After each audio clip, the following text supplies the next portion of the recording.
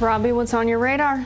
Well, at long last, the U.S. federal government will end the COVID-19 vaccine mandates for international travelers, federal workers, Head Start employees, and the healthcare industry. The mandates will expire on May 11th, the date that President Joe Biden has designated as the formal end of the COVID-19 public health emergency. While the Supreme Court previously struck down Biden's mandate requiring 80 million private sector employees get vaccinated, the justices had left intact the mandate for some federal employees and healthcare workers. A vaccine mandate was also still on the books for teachers who participate in Head Start, the federal preschool program, though an earlier court ruling had technically voided that aspect of it. Now, U.S. citizens may return to the country even if they are not vaccinated, but it has been the case that the federal government has continued to prohibit unvaccinated non-citizens from entering the U.S. Most notably, this policy prevented international tennis star Novak Djokovic from participating in the Miami Open. But now these policies, some of the last vestiges of the federal government's emergency pandemic powers, will finally come to an end. On Monday, White House COVID-19 coordinator Ashish Jha made it official, saying, quote, "While I believe that these vaccine mandates had a tremendous beneficial impact, we are now at a point where we think that it makes a lot of sense to pull these requirements down." That's a relief, though it's coming far too late. We did not suddenly arrive at a point where getting rid of vaccine requirements makes sense. In fact, we are well past that point. To the extent there was any justification for COVID-19 vaccine mandates, it rested on the assumption that the vaccines were not merely protective of severe disease and death, but actually prevented the spread of the virus. When public health officials made their case for vaccine requirements, they did so according to the theory that vaccinating a person would substantially reduce the likelihood of person B catching COVID-19.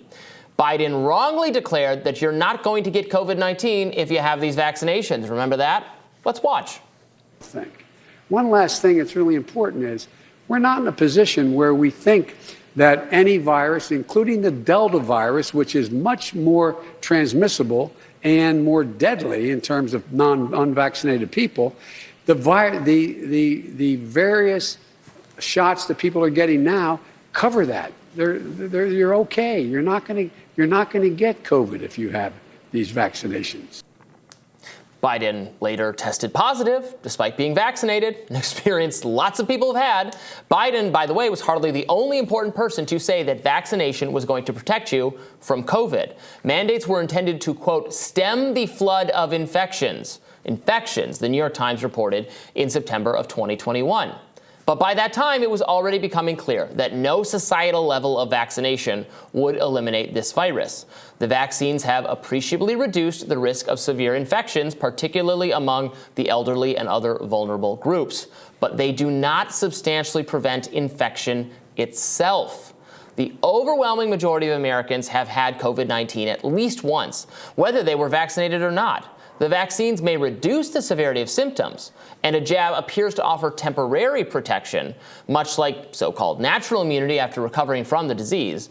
But COVID-19 has proven itself quite capable of evading protection, which is why many people have contracted it multiple times. I'm one of them. The federal government should have left the choice to get vaccinated to the people themselves. At the very least, an expansive vaccine mandate ought to have been debated by legislators, not forced on Americans via a presidential declaration. But Biden declined to recognize these limits on his power and instead attempted to intervene in private medical decisions. So much for my body, my choice. The vaccine mandate was a major violation of individual rights, and the justification for it, a lasting, substantial reduction in transmission, turned out to be seriously flawed. Good riddance to an illiberal policy, and maybe next time the government declares that it just has to seize vast new powers and override individual choice in the name of public health, but it has a really good reason for doing so, we, the American people, will say, show us the evidence, or maybe we'll just say, no thanks. So I have been very upset about these vaccine mandates for a long time. The Biden 80 million private employees mandate was shut down by the Supreme Court. Now this was affecting fewer people, but it was affecting some people. Finally done. The idiocy of that people could come to this country but they couldn't come if they're a foreign citizen unless they're vaccinated, even though like the disease is already here. It doesn't make any sense. You're not keeping it. And if you're vaccinated, which is unfortunately became the case, we wished it was not so, but that doesn't mean you don't have COVID or you can't spread COVID. Like it's not true. It's substantially not true. And yet these policies endured as if it was true.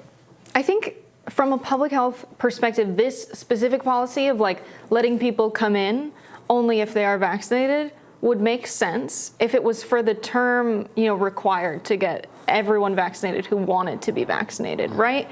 If you live in this country and you can't get a vaccine appointment, but people can come from another country who are not vaccinated and potentially infect you, I can see how that would make this policy reasonable. Did they keep it in place for too long? Maybe.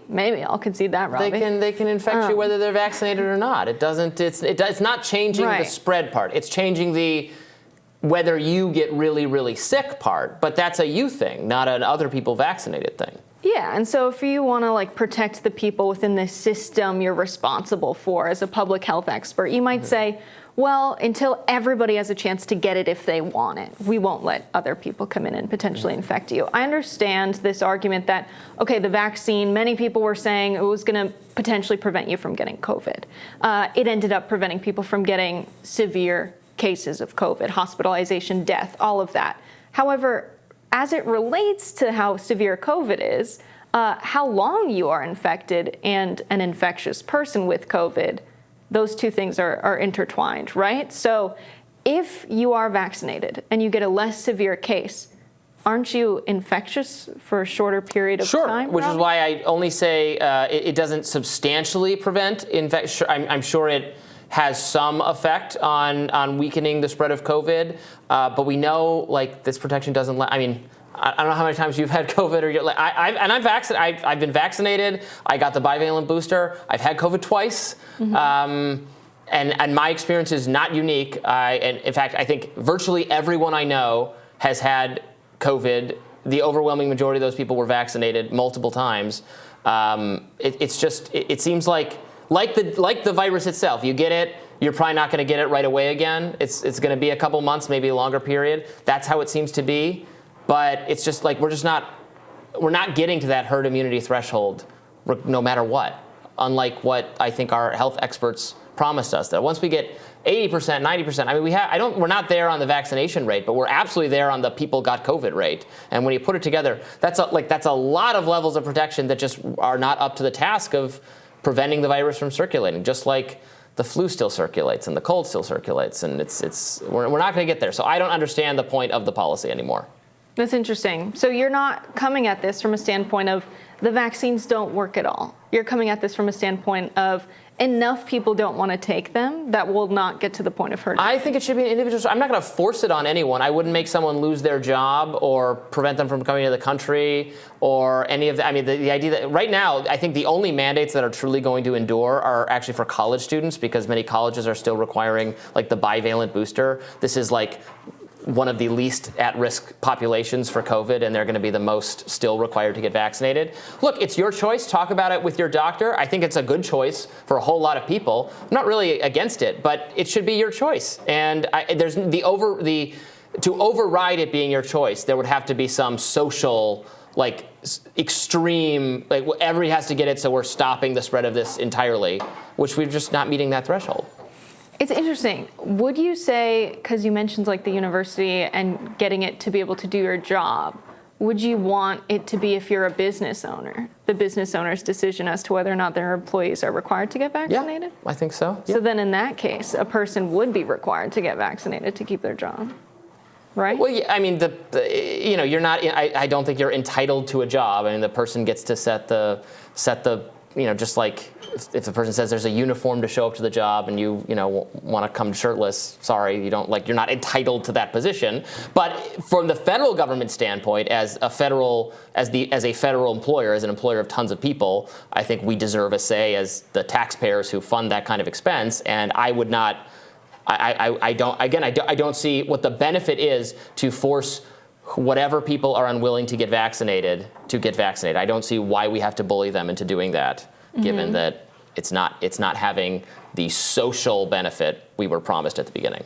Interesting. I like the perspective of, Marianne Williamson, who's been criticized as someone who is anti-vax entirely. But if you listen to her actually talk about the issue instead of reading those headlines, she'll tell you something like, I'm very skeptical that with the lobbying money we see, $375 billion coming from pharmaceuticals and health companies into Congress, that makes it feel weird that some of these biggest pharmaceutical companies are manufacturing these vaccines who have paid many members of Congress a lot of money to say and do God knows what. Then we have these mandates. That is concerning. When you have public health being so irreversibly intertwined with corporate power, that makes me uneasy.